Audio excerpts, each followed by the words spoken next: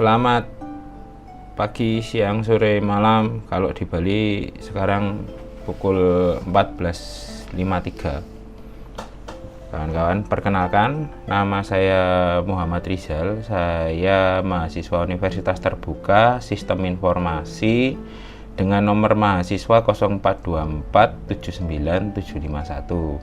Nah, di sini saya akan menjelaskan hasil pengerjaan tugas kedua dari mata kuliah algoritma dan pemrograman, yaitu implementasi kode hasil dari Pesudukut dan flowchart kemarin yang sudah saya buat dengan standar industri. Jadi kenapa saya memilih standar industri? Karena ini yang banyak dipakai untuk pengerjaan zaman sekarang, jadi lebih ke industri relate, itu seperti itu.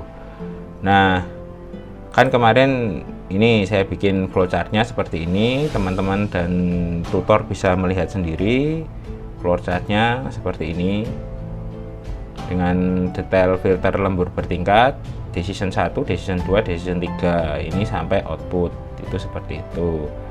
Lalu kita lihat dengan tugasnya. Tugas 2, buatlah program sederhana menggunakan operator statement if dengan kasus sebagai berikut. Kasusnya masih sama dengan yang kemarin. Terus kita menengok lagi ke Pesudukutnya. Pesudukutnya juga sudah dijelaskan di video sebelumnya. Itu semua sudah ada di sini. Jadi sudah saya masukkan dari preparation, terus input, decision menggunakan switch. Cuman ketikanya di sini nanti kan kita tidak menggunakan switch, kita masih menggunakan nested if. Jadi masih menggunakan nested if yang terstruktur untuk menjamin keakuratan pembagian data. Jadi untuk pembagian data. Baik, langsung kita masuk ke Apache NetBeans-nya. Baik, kita masuk ke Apache NetBeans-nya. Ini tugas package sama. Terus yang saya import adalah Java Text Number Format, util locate. Ini nanti untuk penulisan rupiah itu secara komputasi akuntansi itu supaya benar seperti itu, dan menggunakan util scanner. Baik, jadi program kalkulator gaji karyawan dan bonus lembur, implementasi transisi dari desain Pesudukut atau flowchart ke program nyata. Baik, target kompilasinya NetBeans 30. Ini saya menggunakan IDE 30 dari Apache NetBeans. Public class, untuk membuat Java itu kita harus menentukan public classnya dulu. Terus kita ke program utamanya, itu di public static void main. Itu kita masukkan strings dan arrange sini. Nah, scanner input. Nah, kenapa scanner input ini tuh pada baris awal menggunakan scanner itu untuk menangkap secara dinamis. Jadi ketika user memasukkan data ke dalam program atau ke dalam sistem, itu tuh bisa langsung menggunakan keyboard, karena ini nanti kan kita runningnya itu masih menggunakan terminal. Jadi seperti itu. Saya menambahkan juga fungsi to uppercase. To uppercase itu nanti ada di sini, to uppercase. Nah, ini saya menambahkan, mungkin ini tidak ada di buku, tapi saya menambahkan sendiri supaya kodenya clean dan lebih gampang daripada harus if terlalu banyak itu. Itu jadi golongan input ini saya masukkan dengan input to uppercase dot chart at t, A gede dan T itu. Nah, itu fungsinya kenapa saya masukkan fungsi ini? Saya masukkan fungsi ini itu jika pengguna tidak sengaja menggunakan huruf yang tidak di caps lock atau tidak huruf kapital besar, itu tuh sistem dengan sendirinya itu mengkoreksi. Sistem sudah sendirinya mengkoreksi agar dia bisa langsung dirubah ke huruf kapital. Sama ketikanya kita memasukkan golongan karyawan itu tadi A, B, atau C. Sampai sini sudah bisa dimengerti. Nah, dan untuk beberapa codingan pasti ada yang bilang itu kan, Mas, itu lampu peringatan kuning yang ada di scanner itu kenapa masih menyala, dan itu run nggak nanti sistemnya? Kalau untuk run atau tidaknya nanti kita lihat di hasil akhir. Yang jelas ini program sudah nanti akan run. Cuman ketika teman-teman atau tutor menggunakan IDE 30 itu kan sekarang itu Java sudah menggunakan sistem fungsi try with resource. Jadi itu sistem terbaru sebenarnya. Ini sistem terbaru, convert to try with resource. Nah, ini tuh apa? Ini tuh sebenarnya itu tuh Java modern itu memberikan sistem manajemen otomatisasi penutupan data stream. Jadi ketikanya nanti teman-teman atau tutor itu coding itu nanti codingannya nggak seperti ini, tidak seperti ini. Jadi nanti harus mengikuti pattern dari si IDE yang terbaru.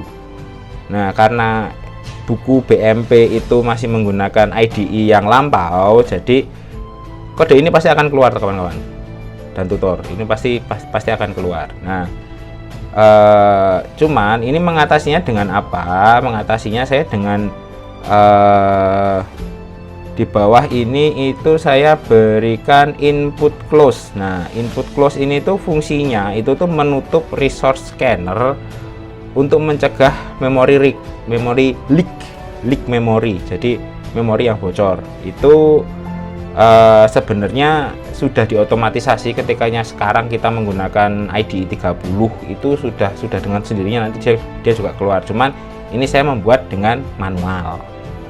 Jadi seperti itu. Soalnya di JVM-nya sendiri Java Virtual Machine itu dia sudah yang terbaru ini sebenarnya bagus sih kalau menurut saya loh ya. Itu sudah standar untuk bekerja, standar industri sekali. Itu baik. Lalu saya menjelaskan itu nested if di sini. Nah, nested if itu if else if itu nanti ketika kita mulai menggunakan masukan aturan ketikanya si pegawai ini tuh dia lembur di berapa jam, 1 jam kah, 2 jam kah, 3 jam kah, 4 jam atau 5 jam atau lebih. Baik, sampai di sini paham. Jadi implementasi dari soal yang ditulis oleh tutor itu kita implementasikannya itu tuh di sini. Jadi if else if. Jadi jika jam lembur itu 1 jam, maka presentasi lemburnya adalah 0,30 yaitu 30%. Terus else if itu kan jika lainnya lembur 2 jam, maka akan dikonversi menjadi 0,32 atau 32% dan seterusnya sampai ke bawah. Ini juga berlaku untuk golongan B dan golongan C. Baik. Nah, di sini saya juga sudah memberikan komen nested if untuk menentukan persentase lembur khusus untuk golongan C itu di sini juga sudah ada. Jadi A, B, C semua ada kondisinya nested if. Itu seperti itu. Baik. Nah, kenapa saya tambahkan di sini? Nah, handler itu jika user memasukkan golongan di luar A, B, C, misalnya dia salah memasukkannya dengan masukkan angka atau huruf di luar A, B, C itu tadi, itu sistem akan mengeluarkan outputan dalam bentuk tulisan itu tuh error di golongan. Jadi dan golongan tidak valid menggunakan opsi A, B, C ini karena harus menggunakan A, B, atau C. Itu seperti itu. Dan nanti fungsi return ini nanti akan kembali lagi ke awal. Baik, terus yang kelima itu proses kalkulasi aritmatika itu sama dengan ketikanya di sini di flowchart aja. Ini aritmatikanya itu nanti di sini set gaji total itu penghitungan total penghasilan. Baik, nah formater output ke mata uang rupiah IDR di sini itu tuh loket Indonesia. Nah ini sebenarnya ini memang nggak ada di buku BMP itu memang tidak ada, tapi ini saya ngasih tambahan aja ketikanya codingan ini tuh nanti bisa teman-teman gunakan atau tutor juga gunakan. Itu tuh ketikanya nanti itu tuh dia sebagai standar industri sistem informasi akuntansi. Nah, jadi bisa memasukkan apa namanya number format, get currency, instance, new scale ini, cuman bukan new scale karena sudah menggunakan IDE 30 itu yang sebenarnya apa menggunakan new locate. Saya hanya menggunakan locate aja, locate ID ini number format rupiah sama dengan number format get currency instead lokasi Indonesia. Itu seperti itu. Jadi mode factory method di sini itu tuh untuk apa namanya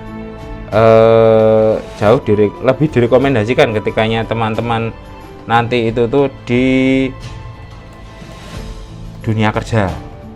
Nah, untuk penampilan hasilnya akhirnya tuh nanti seperti ini, penampilan hasil ke layar itu seperti ini. Nah, kita langsung run aja, itu kita bisa langsung run. Baik, nah ini sudah langsung program hitung gaji karyawan lembur tuh. Sekarang pegawai A, oke, masukkan gaji lemburnya 3 jam, dia langsung keluar. Jadi golongan karyawan waktu lemburnya 3 jam, tarif 34%, gaji pokok 5 juta ditambahkan gaji lembur 1,7, jadi total penghasilannya si pegawai A ini adalah 6,7 juta. Baik, kita ulang lagi.